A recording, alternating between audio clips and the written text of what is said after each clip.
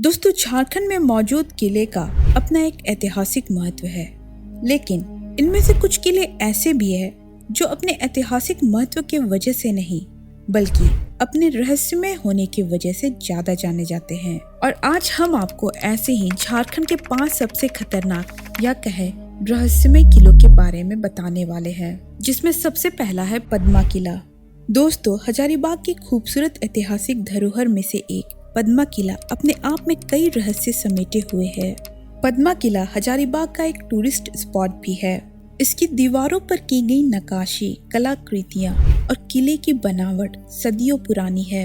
दोस्तों, यह पद्मा किला रामगढ़ के राजा का किला था और यह किला हजारीबाग टाउन से अप्रॉक्स 22 किलोमीटर की दूरी पर स्थित है। यह राजा राम नारायण सिंह के वंशजों का ऐतिहासिक किला है।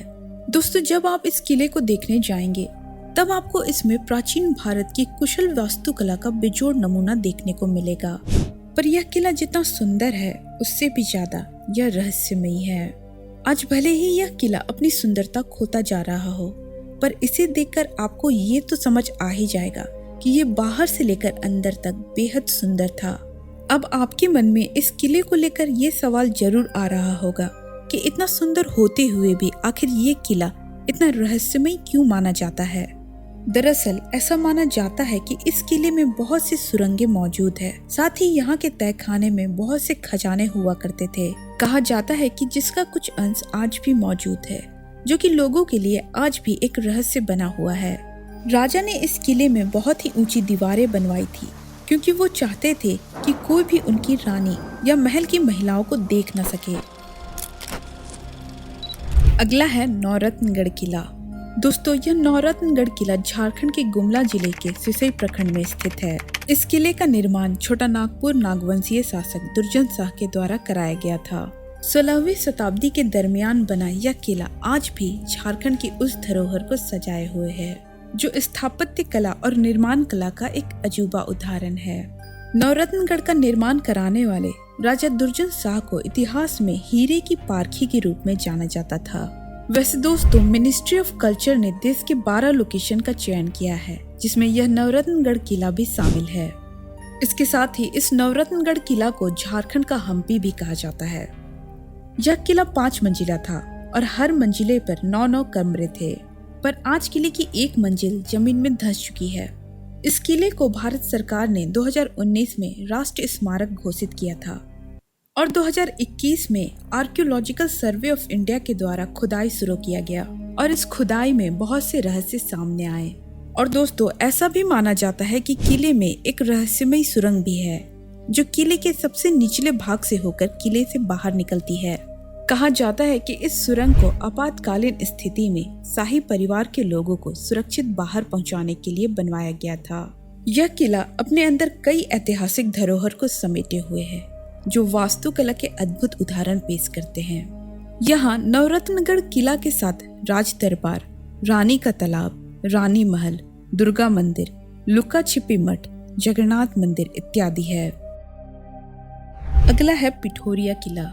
राजा जगतपाल सिंह द्वारा बनवाया गया यह किला अपने जमाने में छोटा नागपुर के भव्य किलों में गिना जाता था। इस किले की दीवारें आज भी अपने अंदर बहुत से रहस्यों को संजोकर रखा है।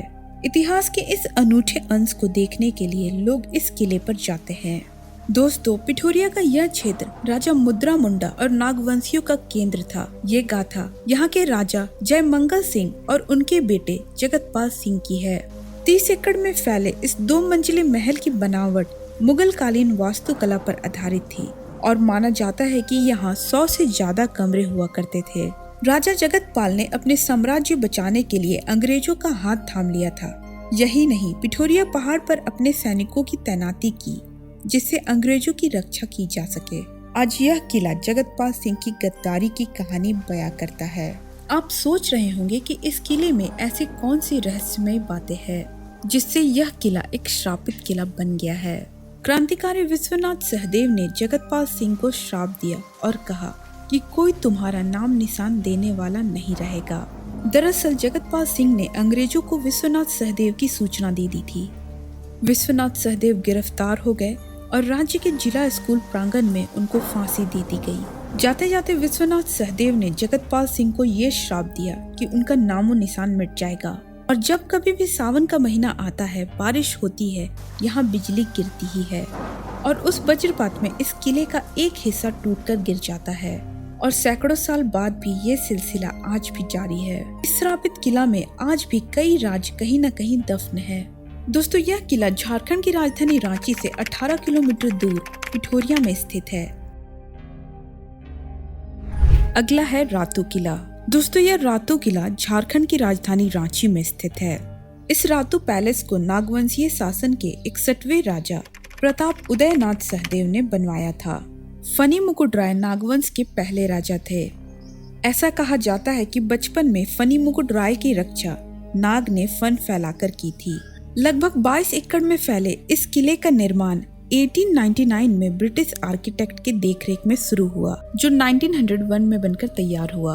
दोस्तों, इस 2 मंजिले किले में कुल 103 कमरे हैं। यहाँ अंग्रेजों के जमाने में युद्ध में प्रयोग किए जाने वाले अस्त्र शस्त्र आपको इस महल में देखने को मिलेंगे। आज भी इसकी मजबूती का अंदाजा इस बात से लगाया जा सकता है कि 150 साल बीतने के बाद भी यह किला उसी स्थिति में खड़ा है। दोस्तों, अब आप सोच रहे होंगे कि इतने खूबसूरत किले को वह कौन सी बात रहस्यमयी बनाती है।